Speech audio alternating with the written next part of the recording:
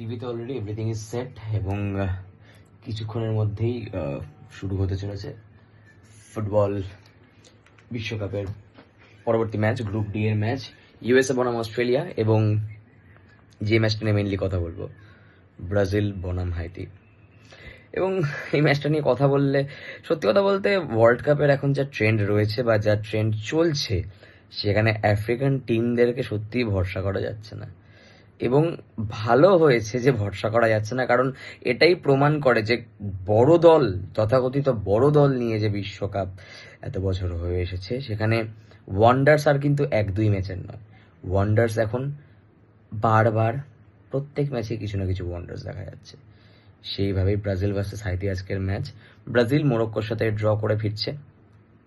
মোরক্কো দুর্দান্ত খেলেছিল সেই ম্যাচে, তা নিয়ে কোনো রকম সংশয় নেই, কিন্তু ব্রাজিলের প্রচুর ভুল, প্রচুর ভ্রান্তি মানুষ ক্রিটিসাইজ করেছে, মানুষ দেখেছে। তবে সত্যি কথা বলতে দলটার নাম ব্রাজিল, এবং ব্রাজিলের ওয়ার্ল্ড কাপে পারফরমেন্স নিয়ে কারোর কোনো ডাউট থাকার কথা নয়। ব্রাজিলের জন্য অন পেপার এটা একটা খুবই ইজি একটা ম্যাচ, যে ম্যাচে ডমিনেট করে বেরিয়ে যাওয়া যায়।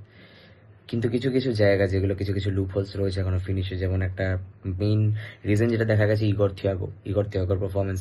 Premier league top goal scorer, 22টি গোলের মধ্যে 10টা পেনাল্টি, একদমই। কিন্তু বিষয়টা হচ্ছে ইগর থিয়াগোর ফার্স্ট ম্যাচ যে পারফরমেন্স ছিল, সেটা একদমই ব্রাজিল দলের যে খেলার মান, সেই মানের সঙ্গে একদমই পরিপক্কতা ছিল না।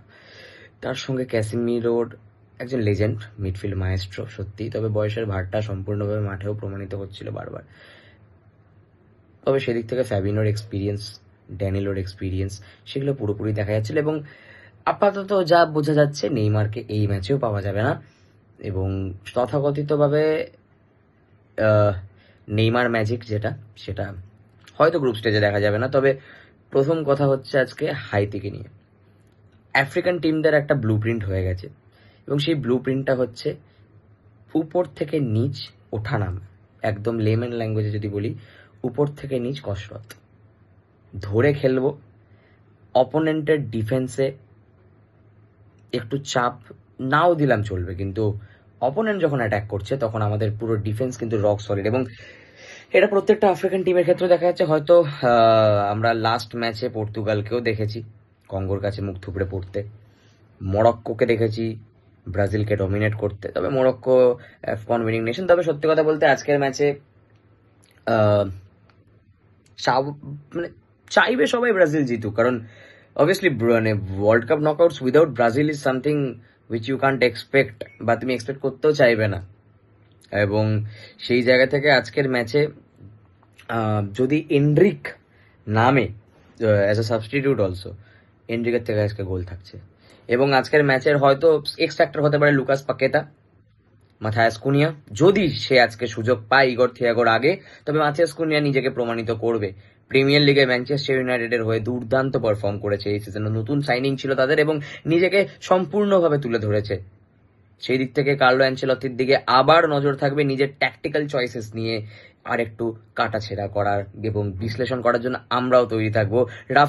রাফিনিয়াকে নিজস্ব পজিশনে খেলতে দেওয়া, এটাও কিন্তু একটা বড় চ্যালেঞ্জ অ্যানচেলত্তির কাছে। ক্লাব কোচ হিসাবে সাকসেসফুল, ইন্টারন্যাশনাল কোচ হিসাবে সাকসেস হয়তো এখনো বাকি। তবে আজকের ম্যাচে তথাকথিতভাবে এবং সত্যি কথা বলতে ব্রাজিলকেই এগিয়ে রাখছি। তবে হাইতি স্ট্রং কম্পিটিশন দেবে, হয়তো একটা গোলও থাকতে পারে। তবে শেষ হাসি ব্রাজিল হাসছে আজকে, এটাই আমাদের আশা, এবং এটাই হয়তো আজকে সত্যি। ম্যাচের পর দেখা হবে। Enjoy the world cup. Thank you so much.